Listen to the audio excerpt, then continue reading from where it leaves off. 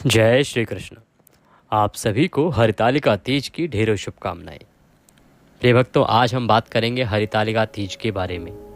हरितालिका तीज व्रत किस दिन है, क्या इसका मुहूर्त रहेगा, क्या इसकी विधि है, नियम क्या रहेंगे, कैसे हरितालिका तीज का जो व्रत है वो किया जाना चाहिए, क्या पूजन करना चाहिए, क्या विधि होती है, इसका महत्व क्या है, क्यों ये व्रत किया जाता है, हरितालिका जो तीज है इसको किस लिए रखा जाता है, इसकी इतनी महत्वता क्यों है, क्या इसके पीछे कारण है, शास्त्रीय विधि क्या है, शास्त्रों में इसके बारे में क्या जानकारी प्राप्त होती है।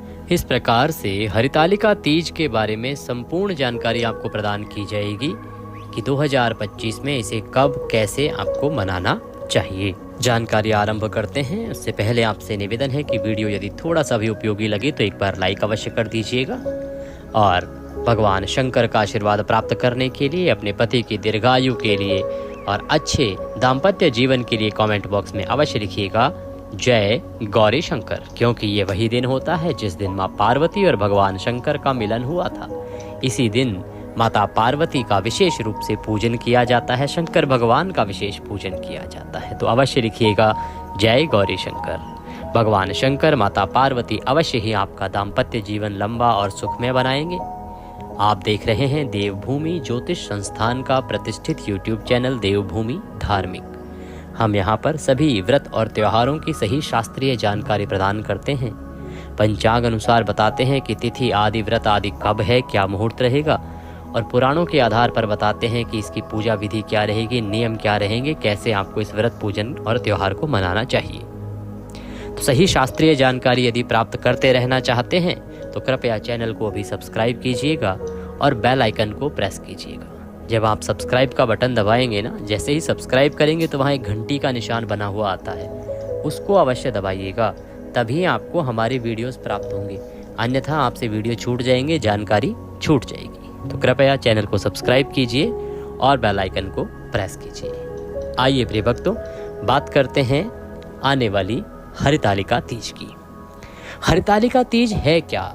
बहुत से ऐसे लोग होंगे जिनको इसकी महिमा के बारे में ना पता हो, तो सबसे पहले इसका महत्व जान लेते हैं कि इसका महत्व क्या है। भारतीय सनातन जो परंपरा है इसमें ये क्यों इतनी महत्वपूर्ण है।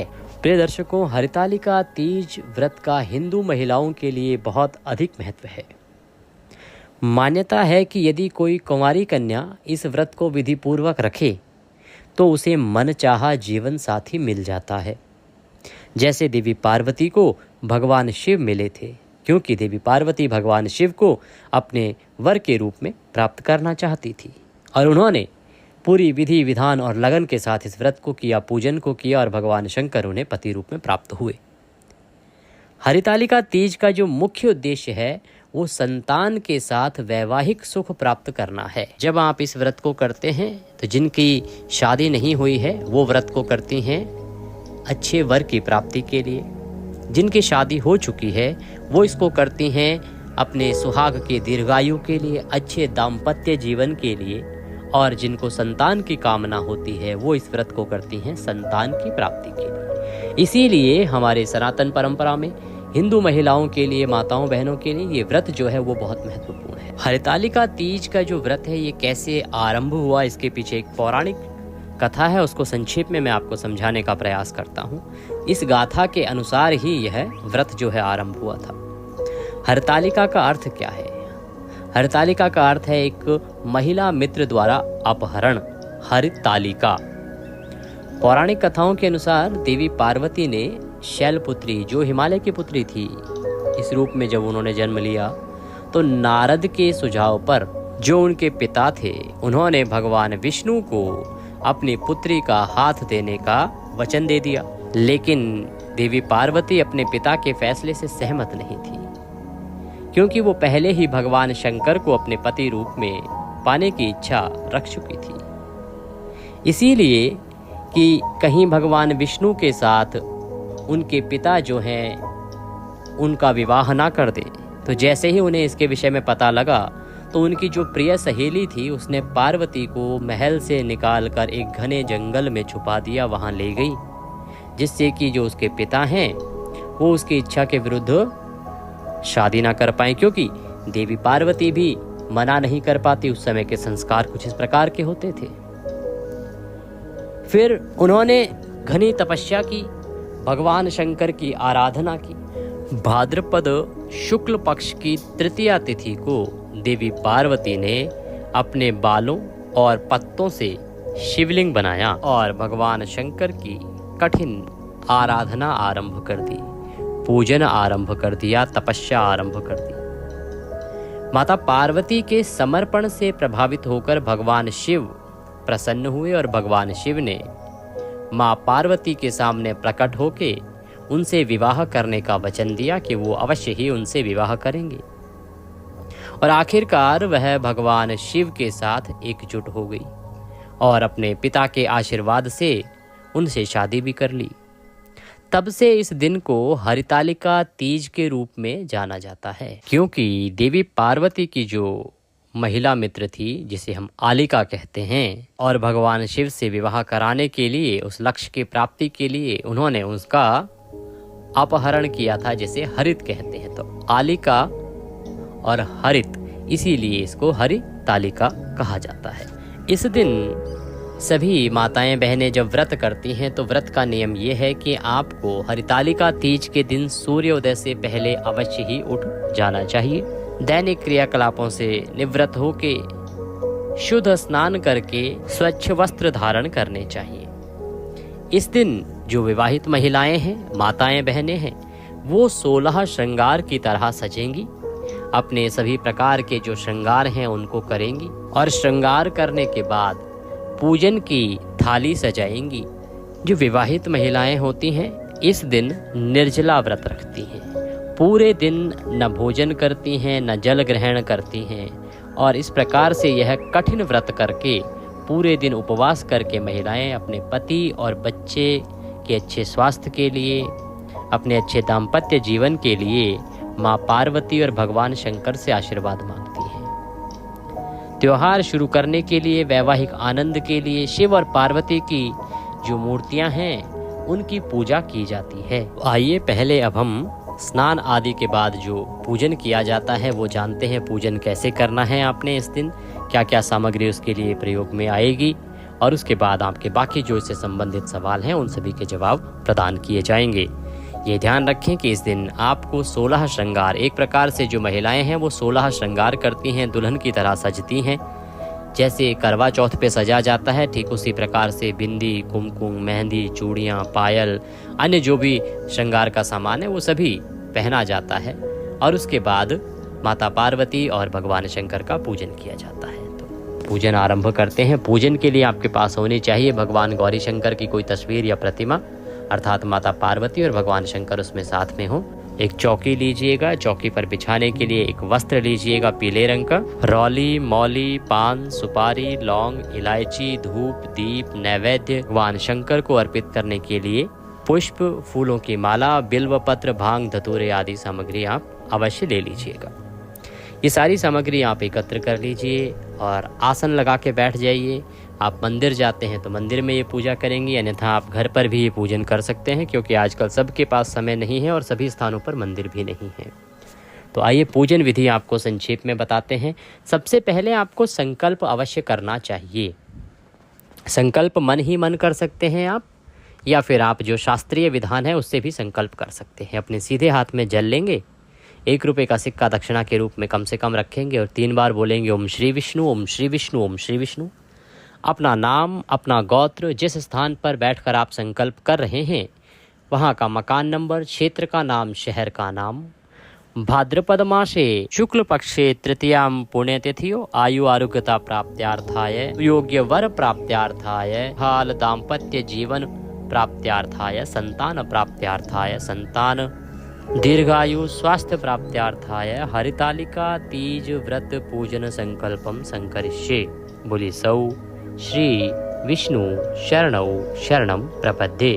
और वह संकल्प आप भगवान के चरणों में अर्पित कर दीजिए। या आप जैसे सामान्य भाषा में संकल्प करना चाहें तो ऐसे भी कर सकते हैं। हाथ में जल लीजिएगा, 1 रुपये का सिक्का हाथ में लीजिएगा दक्षिणा के रूप में, और भगवान से निवेदन कीजिएगा कि हे प्रभु, हे माँ पार्वती, आज के दिन हम आपका ये हरतालिका तीज का निर्जल व्रत करने का संकल्प करते हैं। आप सदा हमारे परिवार की रक्षा करें, संतान की रक्षा करें, हमारा दाम्पत्य जीवन सुखमय रहे और आनंद के साथ हम अपने जीवन को व्यतीत करें, ऐसा आशीर्वाद प्रदान करें।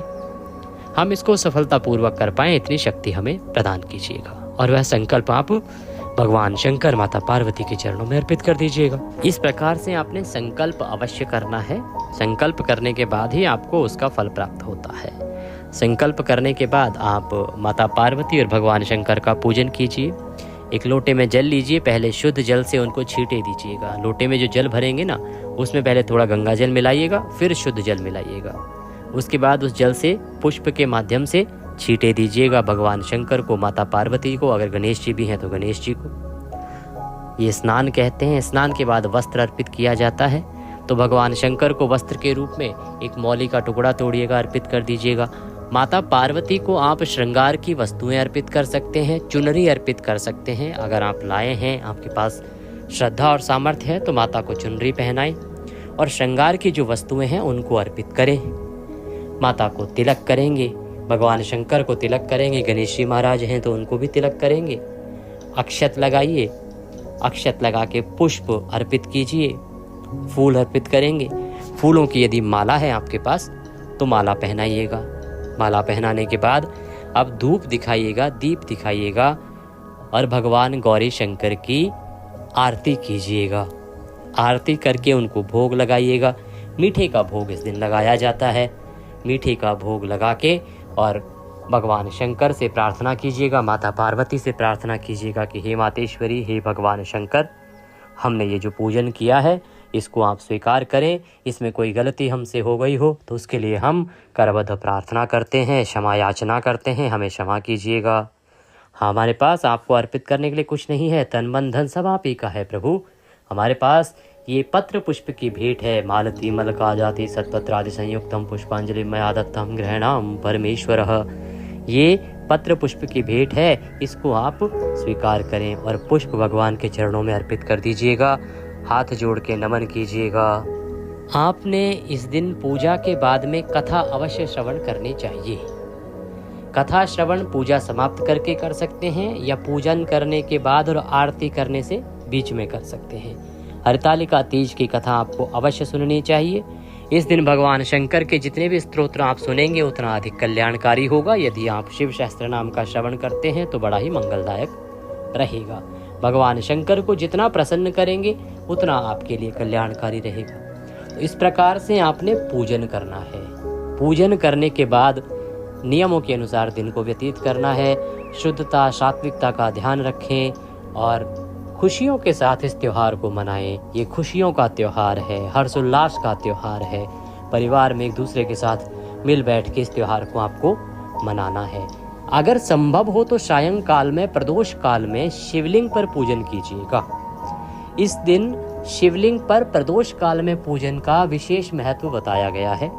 जिनके यहाँ शिवलिंग ना हो तो इस पे मिट्टी का शिवलिंग बना के पूजन करने का भी विधान कहा गया है, क्योंकि माता पार्वती ने जब पूजन किया था तो मिट्टी के ही शिवलिंग बनाए थे। मिट्टी से शिवलिंग बनाया था और उसकी पूजा की थी। पूजन वैसे ही होगा। भगवान को पहले शुद्ध जल अर्पित कीजिएगा शिवलिंग पर, उसके बाद पंचामृत से युक्त जल अर्पित कीजिएगा। कच्चा दूध, दही, घी, शहद और शक्कर 5 चीजें मिला के पंचामृत बनाइएगा, वो शिवलिंग पर चढ़ाइएगा। फिर पुनः शुद्ध जल से स्नान कराइएगा और उसके बाद उनको तिलक कीजिए, वस्त्र अर्पित कीजिए, पुष्प अर्पित कीजिए, बिल्व पत्र अर्पित कीजिए। बिल्व पत्र चढ़ाने की विधि आप जानते होंगे, जो नहीं जानते हैं उनके लिए जो उसकी चिकनी सतह होती है ना बिल्व पत्र की, बिल्व का जो पत्ता होता है उसकी एक जो सतह होती है वो चिकनी होती है, उस तरफ से आपको उसको शिवलिंग पर चढ़ाना है, जिससे कि वो चिकना भाग जो है पत्ते का वो भगवान को स्पर्श करता हुआ रहे। ऐसे बिल्व पत्र आपको चढ़ाना चाहिए। तो बिल्व पत्र चढ़ाएंगे, भांग धतूरा आदि जो भी है वो सब सामग्री भगवान को चढ़ाएंगे। भस्म है तो भस्म भी आप अर्पित कीजिए भगवान को। जितना श्रृंगार होगा भगवान शंकर का उतना उत्तम है। भगवान शंकर का श्रृंगार करें, पुनः आरती करें, कथा श्रवण करें और उसके बाद आप रात्रि वेला में अपने व्रत को पूर्ण कर सकते हैं। कुछ स्थानों में रात्रि वेला में अन्न खा लिया जाता है और कुछ स्थानों में, कुछ प्रांतों में इस व्रत को अगले दिन पूरा किया जाता है। तो आपके यहाँ यदि रात्रि को खा लिया जाता है तो आप रात्रि को व्रत खोलिएगा, और यदि आपके यहाँ की प्रथा अगले दिन सूर्योदय के बाद व्रत को खोलने की है तो उस हिसाब से आप इसको पूरा कीजिएगा। ये है विधि कि किस प्रकार से आपको हरितालिका तीज का व्रत करना चाहिए, पूजन करना चाहिए। इस त्योहार से संबंधित कुछ और महत्वपूर्ण जानकारी आपको प्रदान करते हैं जो आपके लिए बहुत उपयोगी भी होंगी, और साथ ही फिर आपको हम बताएंगे कि ये व्रत आपको किस दिन करना है और क्या शुभ मुहूर्त रहेगा। सबसे महत्वपूर्ण बात कि इसका जो व्रत है वो किस प्रकार से खोला जाता है या तोड़ा जाता है। तो देखिए, इसके जो विधान है वो ये है कि कुछ प्रांतों में इसको बिल्व पत्र खा के खोला जाता है, व्रत को तोड़ा जाता है, और कुछ प्रांतों में नारियल का प्रसाद बना के उससे खोला जाता है। अन्यथा कुछ ना हो तो आप फल के माध्यम से भी, फल को भी प्रसाद के रूप में ग्रहण करके इस व्रत को पूर्ण कर सकते हैं। बात आती है कि जब आप इस व्रत का पूजन कर रहे होंगे, जल चढ़ा रहे होंगे, भिन्न भिन्न चीज़ें अर्पित कर रहे होंगे, तो किन मंत्रों का प्रयोग करना चाहिए। देखिए, आपको अपने जीवन साथी और सुखी वैवाहिक जीवन के लिए हम मंत्र बताते हैं, इनका प्रयोग करते हुए पूजन करना है।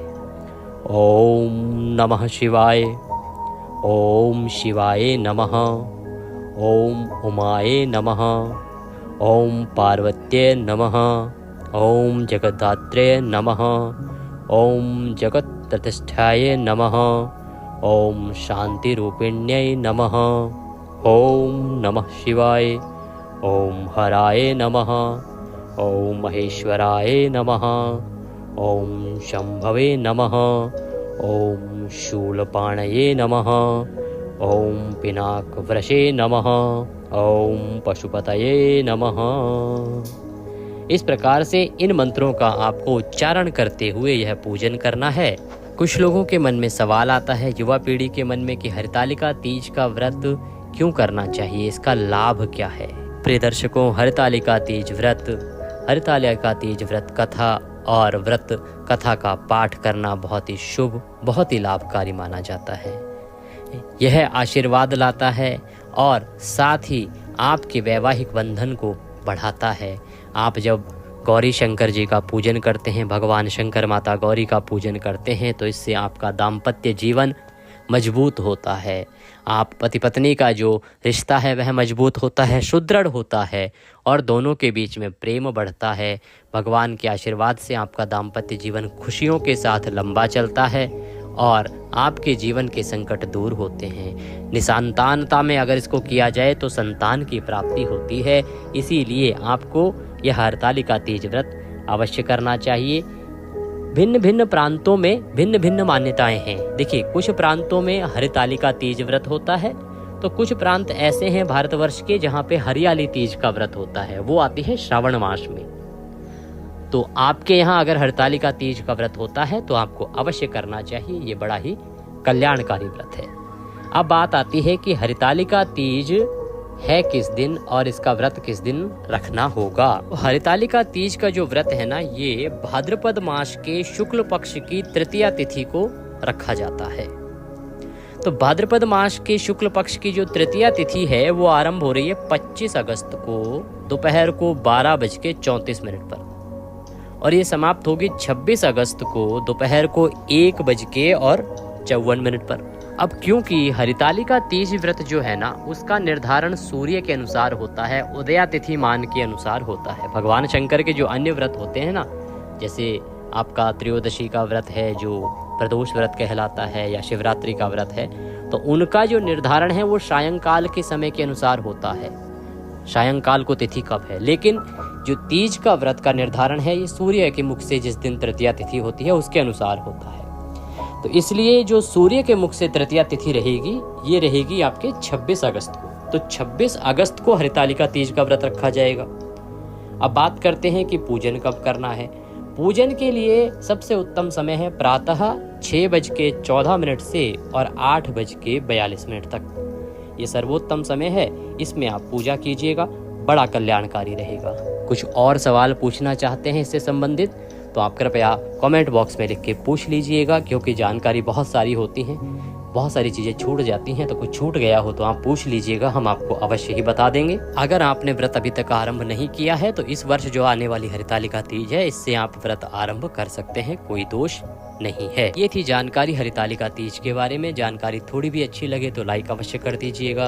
अपने सुहाग की लंबी आयु के लिए, अच्छे दाम्पत्य जीवन के लिए और अच्छे संतान की सुख के लिए कमेंट बॉक्स में अवश्य लिखिएगा ओम नमः शिवाय या जय गौरी शंकर भगवान। भगवान शंकर, माता पार्वती सदा आपकी रक्षा करेंगी, आपके घर में खुशियों का आगमन होगा। चैनल पर नए हैं तो सब्सक्राइब अवश्य करते जाइएगा, जिससे कि सभी व्रत और त्योहारों की सही शास्त्रीय जानकारी आपको प्राप्त होती रहे। भगवान शंकर सब पर कृपा करें। जय शिव शंकर।